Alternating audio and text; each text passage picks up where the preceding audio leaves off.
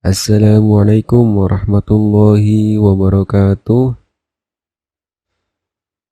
Selamat datang kembali teman-teman di channel Mbah Gojol. Pada video kali ini Mbah Gojol bakalan sharing mengenai recycle view ya. Tapi sebelum itu teman-teman yang belum subscribe, kalau suka like ya. Oke, tanpa basa-basi lagi, apa sih yang bakalan teman-teman dapetin dari video kali ini? Jadi yang bakalan teman-teman dapetin dari video kali ini, yang pertama teman-teman bakalan memahami apa itu recycle view. Kemudian teman-teman paham kapan menggunakan recycle view, dan juga teman-teman paham bagaimana pengimplementasian recycle view ini. Gitu ya, kurang lebih teman-teman. Jadi teman-teman tonton sampai habis ya, biar ilmunya sempurna yang didapatkan. Begitu. Baik, sekarang kita mulai. Apa itu recycle view? Ya, seperti yang teman-teman lihat di layar, di sini ada dua aplikasi ya. Kalau teman-teman lihat ya, yang satunya nggak tahu aplikasi apa, mungkin aplikasi namanya Sarah kali ya. Nah, yang satunya itu aplikasi WhatsApp ya. Yani teman-teman pasti tahu ya aplikasi WhatsApp. Nah, sebenarnya apa sih kaitan aplikasi-aplikasi ini dengan recycle view? Nah, kalau teman-teman lihat di antara kedua aplikasi ini sebenarnya sama-sama menampilkan apa? Ayo. Sama-sama menampilkan daftar list ya. Daftar list kalau yang WA ya daftar list terkait list chat yang pernah kita lakukan. Kalau yang sebelahnya daftar list aplikasi game yang pernah diunduh sebelumnya atau yang belum diunduh. Jadi kaitannya recycle view ini yaitu adalah, jadi recycle view ini adalah sebuah wadah ya, atau widget atau view untuk menampilkan data yang banyak, itu berbentuk list seperti daftar kontak, daftar chat WhatsApp, list game, ya kan, list game yang ada di aplikasi Play Store atau App Store gitu. Nah, itu menampilkannya menggunakan recycle view ya. Jadi sampai sini jelas ya teman-teman. Jadi recycle view itu sebuah wadah untuk menampilkan data yang banyak berbentuk list atau daftar ya. Paham ya teman-teman? Semoga dipahami ya teman-teman. Jadi pertanyaan adalah kapan kita menggunakan recycle view? Ya udah jelas ya. Kalau misalnya udah waktunya baru kita pakai recycle view. Kapan waktunya? Kalau misalnya kita butuh sesuatu untuk menampilkan menampilkan data yang banyak berbentuk list seperti chat, ya kan? Chat kan kita menampilkan list atau daftar chat, kan datanya banyak tuh yang udah pernah kita chat ya, ditampilkan dengan recycle view gitu biar bisa ditampilkan itu listnya. Jadi seperti itu ya teman-teman. Baik, selanjutnya dalam pengimplementasian recycle view itu terdapat 3 komponen. Nah, ini jadi teman-teman yang lagi belajar recycle view ya, cukup pahami 3 komponen ini, maka teman-teman akan bisa mengimplementasikan recycle view ya tanpa nyontek gitu ya, tanpa nyontek, atau maksudnya itu adalah tanpa buka Google gitu. Jadi cukup pahami 3 komponen ini, teman-teman udah apa ya? Ya, pengimplementasiannya udah di luar kepala lah gitu. Nah, yang pertama adalah recycle view. Nah, recycle view tadi kita udah bahas ya. Recycle view itu adalah sebuah wadah ya, kayak mangkok nih untuk untuk nuangin buburnya gitu kan, atau nuangin mie ayamnya. Itu mangkoknya itu disebut recycle view ya. Jadi sebuah wadah untuk menampilkan data yang banyak berbentuk list seperti daftar kontak, daftar chat, daftar game, dan lain-lain gitu ya. Pokoknya yang seperti daftar lah, itu menampilkannya menggunakan Resaca View yang seperti daftar atau list ya. Baik, kita kembali lagi. Itu tadi terkait Resaca View. Kemudian yang kedua, komponen kedua adalah adapter.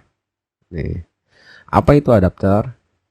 Jadi adapter ini adalah sebuah kelas ya. Kita sebutnya sebuah kelas untuk memproses data-data yang akan ditampilkan dalam daftar atau list yang akan kita buat gitu ya. Jadi analoginya itu kalau misalnya kita ketik di Google ya apa itu adapter, nanti analoginya dapatnya adalah ini. Ini mungkin nggak asing ya, teman-teman pasti punya laptop, teman-teman pasti punya HP. Nah, HP-nya itu kan pasti punya adapter. Adapter itu casannya kan. Biasanya adapternya ini udah include ya sama casannya. Nah, apa sih fungsi dari tujuan adapter itu? Adapter yang ada di casan teman-teman.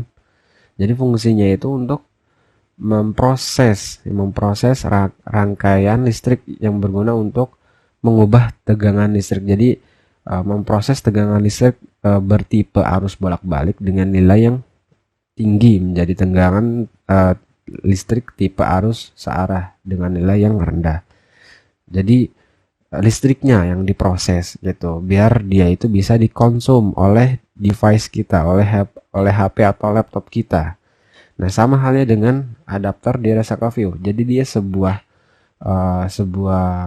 kelas ya yang berfungsi untuk memproses data-data kita dulu sebelum kita tampilkan dalam list, sebelum kita tampilkan dalam Resaca View gitu. Jadi kita harus proses dulu ya, karena kan datanya banyak tuh ya kan.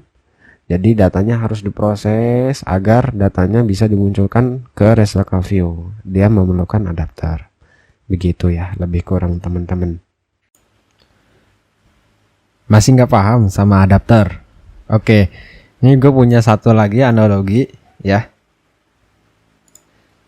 Nah, ini analoginya. Jadi seperti yang teman-teman lihat di sini tuh ada sebuah kereta, di atasnya itu ada mobil. Nah, mobil ini siap dikirim ke alamat tujuan. Nah, kira-kira teman-teman paham nggak maksudnya apa? Nggak paham? Oke, kalau nggak paham, teman-teman pernah nggak ngirim motor pakai kereta api? Misalnya dari Jakarta ke Jogja, pernah nggak? Nah, kalau pernah, berarti teman-teman sudah pernah menggunakan adapter di kehidupan sehari-hari. Nah, jadi adapternya apa? Adapternya itu adalah sebuah kereta api. Datanya apa? Datanya itu adalah motor atau mobilnya teman-teman. Begitu, ya. Jadi adapter ini adalah sebuah kelas yang memproses datanya dulu ya. Untuk memproses datanya kemudian ditampilkan ke Resaca View. Begitu ya. Jadi ibarat kata kita mau jalan-jalan ke Jogja pakai motor ya kan. Nah, tapi kita kirim dulu motornya. Kita dari Jakarta kita kirim motor kita lewat kereta api ya. Jadi motor kita naikin ke kereta api. Terus ketika sampai Jakarta motor kita angkut tuh ya kan. Nah, seperti itulah konsep adapter ya. Semoga bisa dipahami ya teman-teman. Oke, selanjutnya adalah layout manager. Komponen yang ketiga adalah layout manager. Nah, apa sih layout manager? Sebenarnya dari namanya kita udah tahu ya, layout manager berarti untuk memanage layout ya. Nah, ini berfungsi untuk mengatur tata letak daftar atau list maunya seperti apa yang akan kita tampilkan gitu. Jadi layout manager di Resaca View itu ada 3 ya. Ada linear, ada grid, ada staggered grid. Jadi kalau linear ya dia punya 2 orientasi, itu vertikal atau horizontal ya. Jadi kalau misalnya kita ambil contoh nih di aplikasi yang tadi nih, aplikasi WA, berarti dia layout manajernya apa? Betul, layout manajernya adalah linear ya. Linear dengan orientasi vertikal gitu ya. Jadi sekali lagi layout manager itu adalah untuk mengatur tata letak daftar atau list yang mau kita tampilkan. Kita atur mau seperti apa nih, mau pakai linear, orientasinya vertikal, atau mau pakai horizontal, atau kita mau pakai grid ya, halaman grid seperti apa contohnya. Yang grid kayak galeri, teman-teman coba buka galeri, pasti dia bentuknya grid gitu, kayak gini, grid begitu ya. Terus ada juga staggered grid. Nah, contohnya staggered grid ini seperti apa? Teman-teman buka aja aplikasi Tokopedia. Tokopedia terus scroll tuh ke bawah. Nanti dia item stoknya itu atau daftar list barangnya itu pasti dia berbentuk tidak beraturan gitu ya. Berbentuk tidak beraturan seperti grid ya. Kalau grid kan beraturan ya, ukurannya sama gitu ya. Nah, kalau staggered ukurannya tidak sama, itu tidak beraturan. Begitu teman-teman ya terkait layout manager. Jadi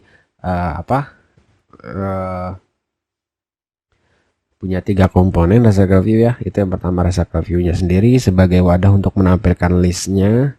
Kemudian adapter sebagai proses datanya yang mau ditampilkan ke dalam Recycle View-nya.